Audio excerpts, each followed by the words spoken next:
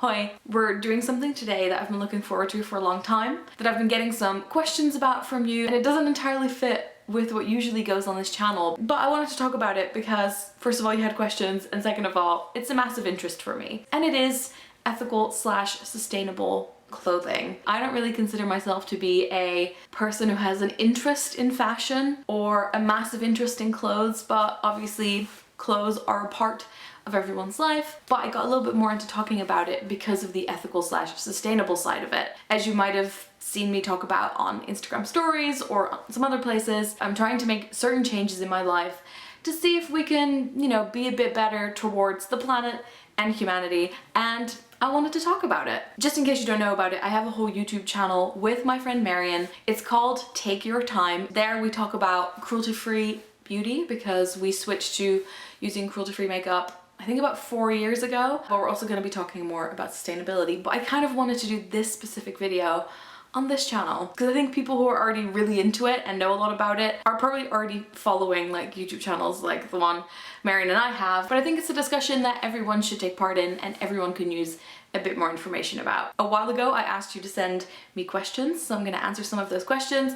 I'm going to give you some of my tips, and I'm also going to show you a week of outfits, so 7 different outfits. I'm also just going to be talking like off the top of my head. I don't have like a ton of stats on my phone, I just have your questions here. I will leave a lot of resources down below, so if this is kind of your first foray into the topic, you can go check those out. First of all, why ethical, why sustainable clothing? What is the deal? What is wrong with all the other clothing? I always want to approach topics like this in a friendly way, in an open way, in a way where people can ask questions, because I think it's very easy to just go, oh, what you're doing is bad and you need to stop that, which I don't think is helpful for people, because from my experience, I think I started thinking about this probably only 2 years ago, and it is a process that takes time. You go through the stages of grief. Very often I think people first of all will approach it in a way where they're angry for themselves. So they go, well, I want to be able to shop on the high street, so it's not fair that I'm not allowed to do that anymore. What am I supposed to do for clothing now? And I do, in all honesty, think that very often it takes months or years for your thoughts around it to change and to see how you can make changes and figure out which changes you can easily make and which ones might take a bit more effort. But to do like a quick summary, the clothing industry is like a massive polluter. It is really, really not good for the environment. Fast fashion, which is probably a term you've heard before, means that people buy and buy and buy clothes, and the companies want them to buy all the time. They put out so many new collections. When people say that they're into sustainable fashion or ethical fashion, it's usually split into 2 bits. Number 1 is not using up any new resources, so basically buying secondhand clothes, thrifting, going on eBay. The other half of it is buying from brands that treat the people that make the garments well. Think about where they're sourcing the material from. Is it sustainable? Is it not going to massively damage the environment? I think in general buying something old is always better than buying something new, and it is quite easy to go overboard and just buy like a ton of sustainable clothing. The way I see it personally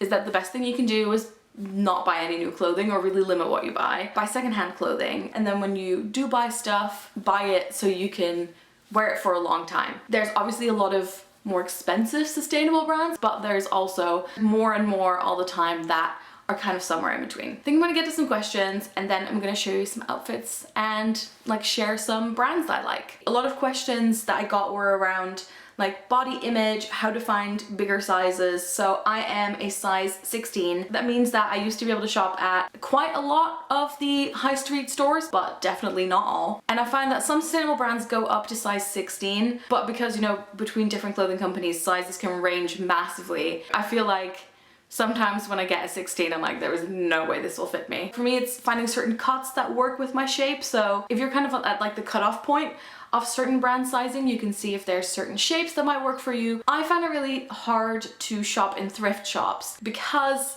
I feel like I'm going through a ton of clothes and most of it is not going to fit. I know that there will be stuff in there definitely that fits, especially for me, tops. But I find it kind of hard to go through and be like, no, no, no, no, not because I don't like it, but because I can tell it won't be the right size. So what I do a lot is I shop on Depop, and Depop is kind of like eBay and Instagram had a baby, and basically you're just buying secondhand clothes off of other people. There are a lot of like younger teenagers on there. A lot of them have quite small sizes, but once you find people, because very often they'll post pictures of themselves who have similar body shapes to you, bookmark them and then you can go back to that. Also, if you know that there's brands that carry a particular size that you can wear, you can search for those brands specifically online for secondhand clothing. I find that quite helpful as well. Obviously, for some people it's going to be a lot easier than it is for other people. I would also say if you have any friends or other people that you know maybe online that have the same size of clothing, it might be possible to do some swapping as well. So I have a couple of friends who have similar sizes to me and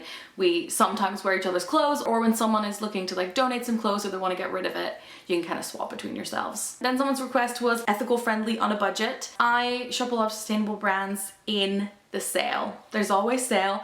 I actually had to unsubscribe from some newsletters because they were doing sales so much that I just kept wanting to buy stuff. I found especially in the first year, when I hadn't really figured out the secondhand shopping yet, I was buying a lot from these more expensive sustainable brands, but very often I managed to get it half price. And I find that the best way to go about it and the best way to find a good bargain is to look for something in advance. If you're going on a summer holiday and you know you'll need some summer clothes, start looking for it early because it means you'll have time to find the right thing and find a cheaper option. You can't do the same like dash to Topshop the night before and buy a bunch of clothes or do an emergency ASOS order. It just doesn't quite work in that way. So taking your time I find really helpful. Price isn't always indicative of quality, but I think when it gets to the point where you see a price that is lower than even someone's hourly wage, there's definitely something going on in that chain that means that people aren't being paid properly. Someone also asked about things to look out for, like how can you figure out if clothing is sustainable or not? You're gonna become a label reader. So now every time I go into a shop, I look at labels. It always has to say where it was made. And it's hard to make kind of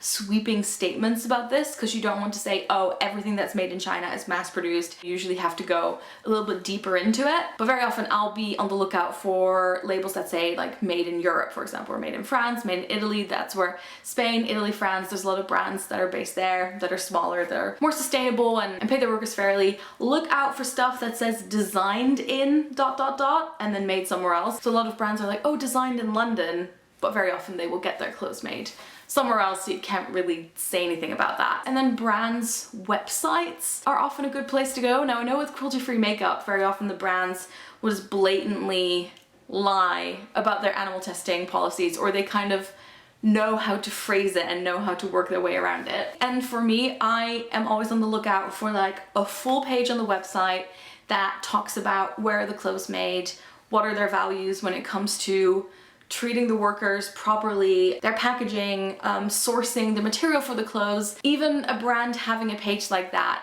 is already a step in the right direction because most brands mention nothing. Or when you email them and ask for information, they say, we care about paying people a fair wage, and that's it. I was like, it's great that you care about it, but do you do it? There's definitely brands that are like fully verified, have all the specific qualifications, and then there's brands that are kind of somewhere in the middle, but you can tell, for example, that they are very small, use very specific factories, talk about all these issues, and you kind of have to decide for yourself where you lie on this path. And then there's also different things that different brands care about. It's such a deep like hole to fall into and hard to figure out on a brand to brand basis. But basically I think it's a fair assumption to make that most of the stuff you can buy on the high street, even when brands say it's like their conscious line or it's their more sustainable line, probably not that sustainable, probably workers not paid well, not treated well, not good for the environment. And that sucks, and that's obviously not something you want to hear. Don't know how to talk about this stuff without just despairing, but that is basically what it's like. So tips are, read the labels, look at websites, follow other bloggers that talk about like sustainable fashion, shop secondhand, and shop small. I think buying from smaller brands is a really good thing to do. Okay, a little bit about my personal experience. First of all, how do I decide what to buy? Style-wise, I dress for certain colors, certain fabrics, and for comfort. I want to be comfy. I don't want to have to keep adjusting stuff. I want to be warm in the winter especially. I basically gave up on heels a very long time ago. Flat shoes only. I like high necks, I like boat necks. I obviously like stripes. I don't even know how this came to be. I started wearing white and navy striped shirts when I was 15 or 16.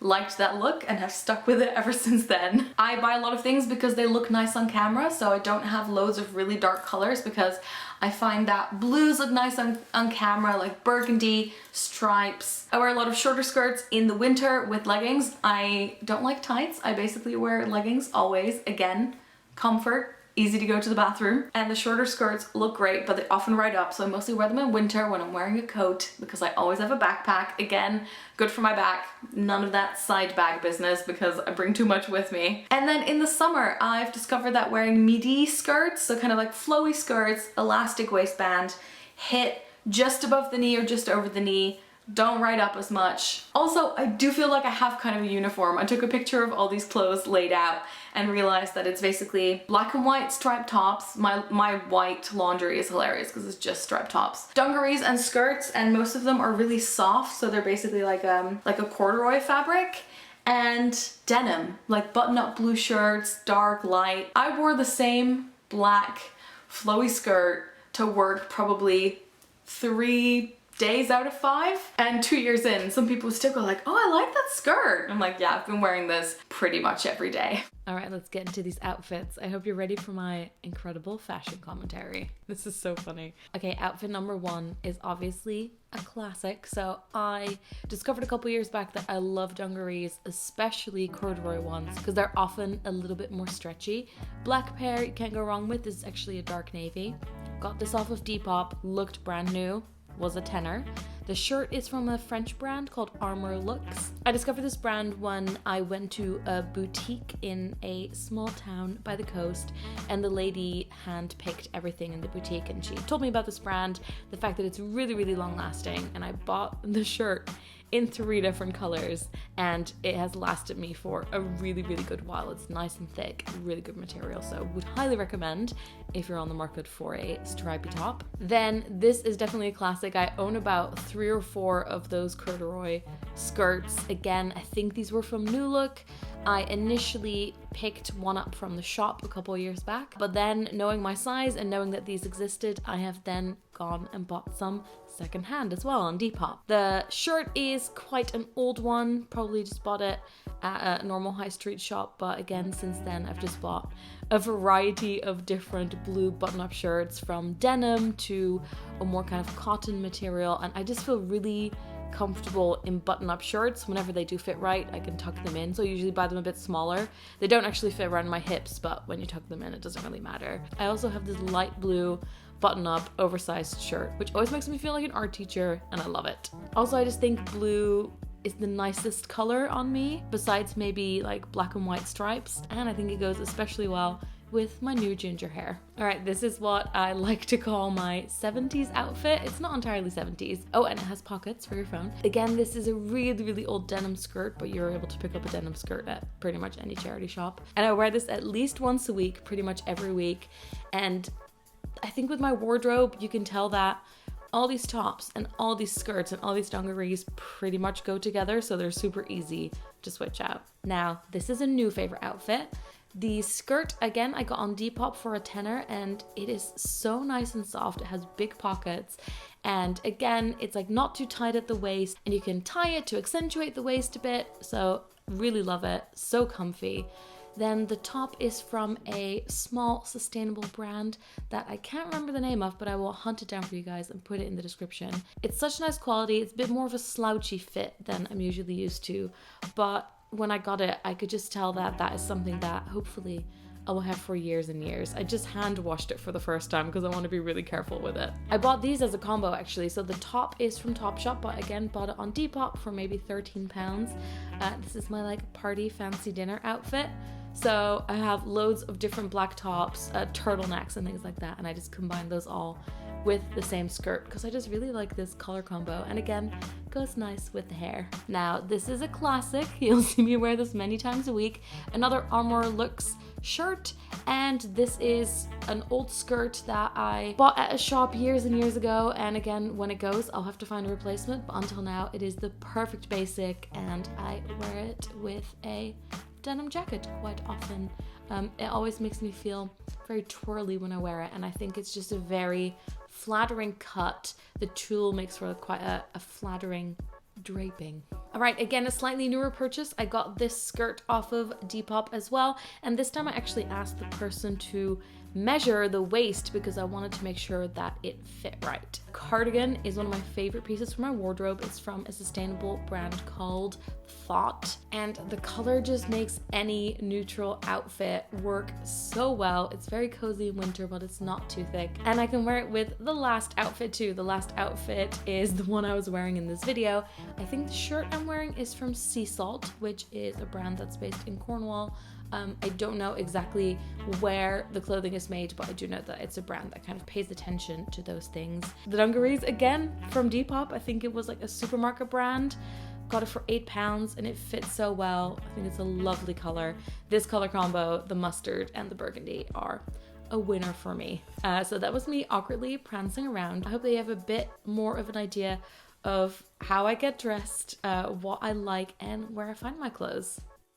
So I hope you enjoyed watching this video. Anyone that's asked me in the past like 5 years about my style, I don't even want to call it style, but kind of like my uniform, here's the video. Anyone that was interested in ethical fashion, sustainable fashion, it's hard to make a full video about this that is like, yep, here's all the info, it's very clear cut, because it isn't. It is daunting, but maybe a little bit more accessible, a little bit less hopeless. I hope you have some changes you're already working on, or there are some things in your life that you think you could maybe switch up to make sure that fast fashion doesn't ruin our planet, alongside with a lot of other things. I'll leave some other bloggers that I love that talk about sustainable fashion in the description below. If you want to go follow, take your time, the channel that I have with Marion. If you want to get more into sustainable stuff, cruelty-free stuff, head on over there. Any questions, please leave them in the comments. And that's all from me. It's been a long journey trying to make these adjustments for myself, and I just wanted to share. So thanks so much for watching, and I'll see you soon. Doei!